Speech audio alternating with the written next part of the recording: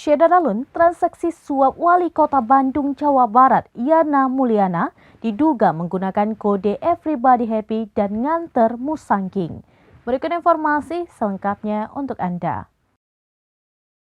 Wakil Ketua Komisi Pemberantasan Korupsi atau KPK, Nurul Gufron mengatakan, Yana diduga menerima suap terkait pengadaan CCTV dan jaringan internet untuk program Bandung Smart TV tahun anggaran 2022-2023.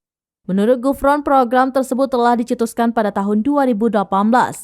Adapun pihak yang ditunjuk sebagai penyedia layanan CCTV dan jasa internet adalah PT Sarana Mitra Adiguna atau SMA dan PT Citra Jelajah Informatika atau CIVO. Salah satu tersangka dalam perkara ini, Beni, menjabat sebagai direktur dan Andreas Kuntoro sebagai manajer PT SMA. Kemudian Sony Setiadi menjabat sebagai CEO PT CIVO. Pada Desember 2022, Sony, Khairul Rijal, dan Yana kembali bertemu. Kali ini Yana diduga menerima sejumlah uang dari Sony. Mereka membahas pengkondisian agar PT CIVO bisa ditunjuk sebagai pelaksana pengadaan jaringan internet di Dishub Kota Bandung.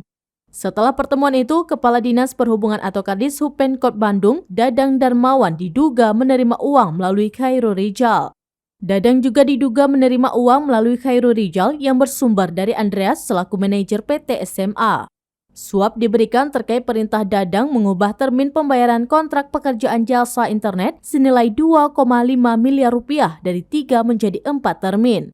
Setelah perintah itu disepakati adanya pemberian uang guna menyambut Lebaran tahun 2023. Dalam perkara ini, KPK menduga Yana dan Dadang menerima suap sebesar 924,6 juta rupiah melalui perantara Khairul Rijal. Penerimaan uang tersebut yang juga menjadi barang bukti operasi tangkap tangan atau OTT ditetapkan sebagai bukti permulaan. Setelah DD dan YM menerima uang, KR menginformasikan kepada RH dengan mengatakan everybody happy. Diperoleh informasi penyerahan uang dari saudara SS dan AG untuk YM memakai istilah nganter Musangking. Demikian informasi terkini, Syedaralun, saksikan terus beragam informasi menarik lainnya. Jangan lupa like dan share seluruh akun serabinews.com.